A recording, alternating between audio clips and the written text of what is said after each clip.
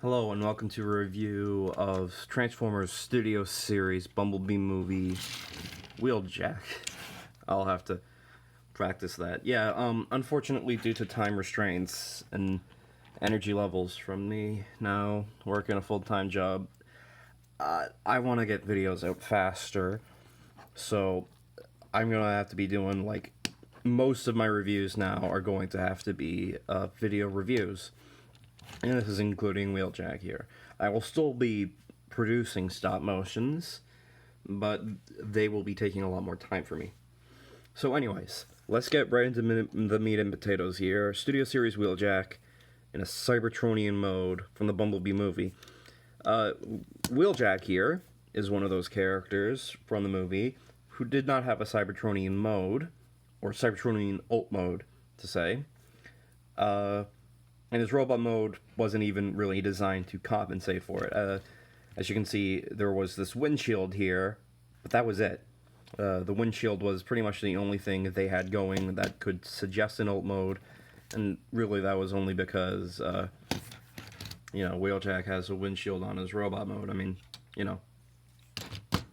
that's Wheeljack. His feet, as you will see when we get into robot mode, they do not look like, the front of the car here, but frankly, considering that this design was never meant to transform, this is a pretty damn good looking deluxe. Now, I have customized it. I have removed the spoiler because it looked dumb, and I have added some custom paint. I have picked out some details here in the headlights. I have painted this front section a uniform green, and I have painted the arms back here white to match, and just so that it gives this, like, uniform back end.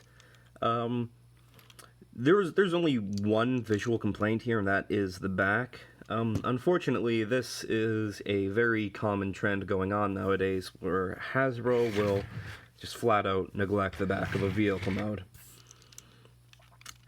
Speaking on the design itself, this is a visual cross between a typical Wheeljack Earth mode based around the Lancia Stratos, and yet, like, looking at the shape here, how that's a consistent, almost flat line going down the back, this is also visually sort of based on the Cybertronian van mode that Wheeljack had in G1, which I can appreciate. It's still visually more race car than van, but it's a nice blend. Like, if you look just at these sides here, you can see, hey, look, that's the curves of a race car, and then if you look at just at the top, and it was like, oh, yeah, that's more of a van. I especially like the front end here, because this actually kind of looks like G1 Wheeljack's feet, how they would end up in the animation, and they just had that as the front of the car. I think that's actually kind of genius.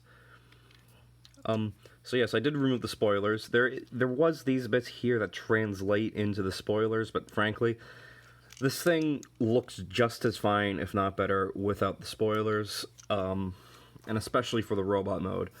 Now, you can take his one singular weapon, and there's a tab and a port on the top, and you can store the weapon there. Weapon storage. It's actually kind of decent. It's sort of angled up, so we could actually be taking some people out. You can also just transform the arms a bit, and then you can have full-on weaponry going on. But yes, considering this design doesn't transform in the movie, and there's no set alt mode to adhere to, this is the best way that they could have handled it. This is what I was talking about when I did not like the BBM Soundwave alt mode on his Studio Series toy. Because we saw this, and we saw Ratchet, and those two, at least, showed just what they could do at the deluxe price point.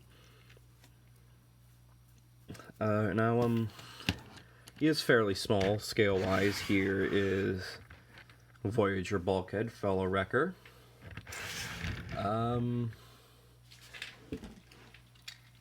Sorry, this is a video review format, so I'm going to be spending some time. There's a Laser Optimus Prime from Legacy. Kind of realistically scaled for a van mode. And then just for robots mode scale, fellow van Ratchet. Transformation wise, let's pop on into it. So transformation wise, it's actually pretty fun. So you pop out the arms basically, and you swing them up, and you untab the doors from the side, which props to them for including some details that make it look kind of like a door, but since it's a Cybertronian van and isn't going to be having human-sized passengers in there, it's not actually a door. Like, yeah, that's kind of a door handle, and there's some panel lines there, but it's visually not a door that doesn't go anywhere. A time where I will accept something not looking like a door on a figure. So yes, there you go. Basically get the arms all transformed up there. And tab that. This is a bit odd, but due to the width of the head, it does have to store sideways between the legs there. Kind of more of a humorous thing. We're going to transform the legs before we finish up the upper body there. You do rotate them around, and this is what I was talking about earlier. These feet are designed to pretty much just be generic robot feet. No suggestion of an alt mode with them, which is kind of a shame because, look at G1 Wheeljack. Front of the car. Feet. Not hard to understand. And then, this design also is supposed to have a massive lack of wheels on it. The transformation of these legs is incredibly similar to the Cybertronian Bumblebee / Cliffjumper mold. And I've heard someone, like, it's clearly not remolded. I've looked through both of these figures, and there's no reused parts, and this transformation is a lot cleaner because there's no extra jank sticking out on the middle of the legs, and you can get a full knee bend out of that. But yes, it is very much just a more refined version of that leg transformation. And yeah, it results in these, mostly accurate too. So what you want to do first here is you do want to actually have these bits separated. So you fold in the center section, and this gives the split appearance of the windshield. This center section was unpainted, so I painted it chrome, just to visually mark that the two sections of the torso are now split, kind of like Prime Cliffjumper. You can fold down the center section, which does, stock configuration, add some green to the chest, which, kind of cool. And then this tabs.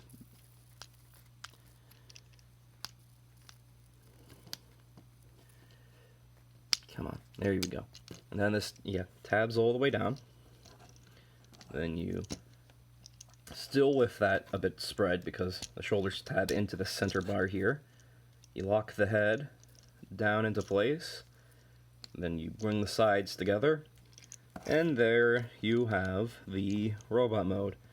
And this is shockingly accurate. Now again, custom painted. This metallic green, I've added this white on the thighs here and the arms to spice up the design. It's inaccurate paint, yes, but it adds visual interest, makes it look a bit more like an actual movie design, which frankly is ironic because I keep this on my Siege shelf because it's a space wheeljack. But yes, in terms of movie designs, if you want to go looking for something that looks like a movie design here, you pretty much go just to the arms. Nice mechanical detailing there.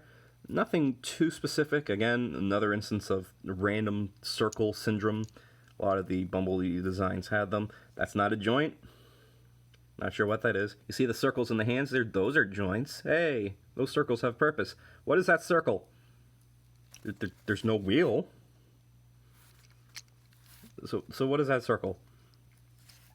But yes, Wheeljack overall was one of the, at least the more interesting looking designs for the most part. It really helps that you mostly saw him from the waist up because you go, hey, Wheeljack, and then, but if you look at him from the bottom, Like, if you grayed out this section, you would not be able to tell who that belonged to. Man, it's not like Wheeljack has uber-specific feet you could do. By the way, size comparison, Wheeljack is the small boy. Let's take a look at that head. This head was always the worst part of this design for me. Now, I like everything pretty much except for the face. Mainly because in motion, the face was just really weird. So they wanted to give him the flapping mouth faceplate like Optimus Prime in the movie, where he went duck-faced every time he spoke, and his nose dragged down his face with it. If you watch him talking in slow motion, you can literally see what I'm talking about. So yeah, that bottom section there, yeah, that's his mouth. That's not a mask, that's his mouth. So yeah, it is better in toy form because, you know, it doesn't move and you don't get that uncanny valley sense.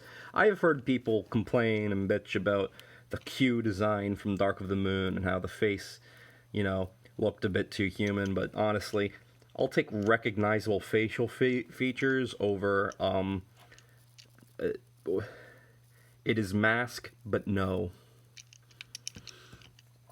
Articulation-wise, he does have a quizzical head tilt. Nice.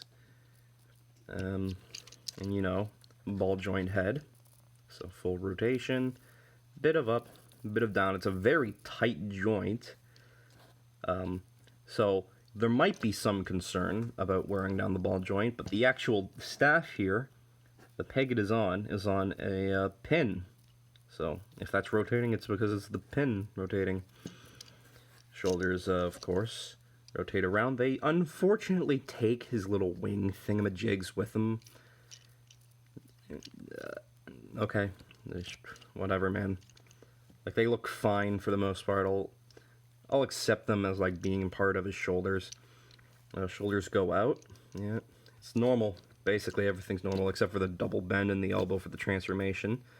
Which, you know, going back to that Soundwave... Seriously, come on, man. That is a little bit of an issue if you're futzing around with the arms too much. That one tab into this center section here, that's the only thing keeping it together. There is a waist rotation, but you cannot get all the way around due to this little nubbin at the bottom of the chest, which fills in that section there. Legs kick forward and back. Limited out, but you know, it's enough to get a decent wide stance. And then, you know, I should just swivel, ankle. Lots of back for the ankle. Bit of forward if you futz with the ball joint. And a little bit of natural tilt. It's enough to get him into some interesting poses, but it's obviously not mind-blowing articulation. Now, going back on the design itself, you know, of course, some sacrifices had to be made, and frankly, these sacrifices just, you know, visually improve the design. So now these panels are just hanging out on the sides. Hey, guess what? He's a Transformer. He has kibble. Travis Knight, this is how you design Transformers. Put the vehicle parts on the robots. And, you know, basically, everything that was supposed to stop existing from the vehicle mode is, you know, on the back of the legs here. Yeah, look, you've got wheels, you've got, you know, the actual front of the car. I actually kind of like this, where the wheels end up embedded into the torso. I like designs that do these, especially figures of designs that do these, which actually put the wheels in there. Like, instead of just fake parts, because fake parts for putting wheels into somewhere, it's too easy, man. I wanna transform the figure and put the wheels in there myself. There's a level of satisfaction in that. Yeah, and then also painting these sections white here also blended it into that. And I will be honest, painting that section on the hands white was inspired off the MP. So he comes with a boring gun, copy-paste gun. You know, it's fine because it's mass manufactured, but, you know, Travis Knight was really aiming to fix the the Michael Bay movies, instead of, you know, making just a generic gun for everyone. Maybe include some of Wheeljack's, you know, actual weaponry, like maybe the shoulder missile thing, maybe his pistol. Maybe have Wheeljack, instead of going, "There's too many of them," instead have him throw this little device to someone and said, "Hey, try this," and like it goes haywire. It would take the same amount of time, really, but it would actually showcase Wheeljack as an actual character, instead of, you know, him just going, "Oh, there's too many of them." Which, another problem with that scene is, oh, the Autobots, they're being overwhelmed. None of the Autobots die. About 20 Seekers die. It's kind of hard to believe that they're being overwhelmed when it's only the Autobots who are killing people. So yes, you've seen other deluxe Wheeljack. I can absolutely accept this as being the Cybertronian and Earth mode equivalents, especially with this. I didn't mind actually the short wings on the back here.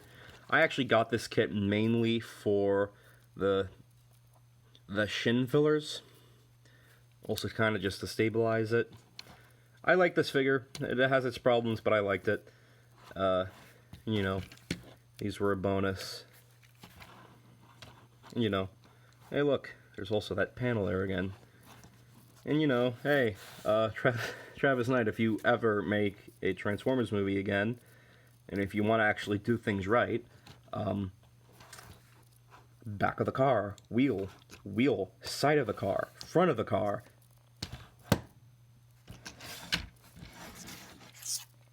Something I do wish they could have done is they, like, probably actually try to take these and actually make them the actual spoiler of the alt mode. It's really just something I wish they could have done. I don't mind how it was initially. And then for other size comparisons, Smashdown.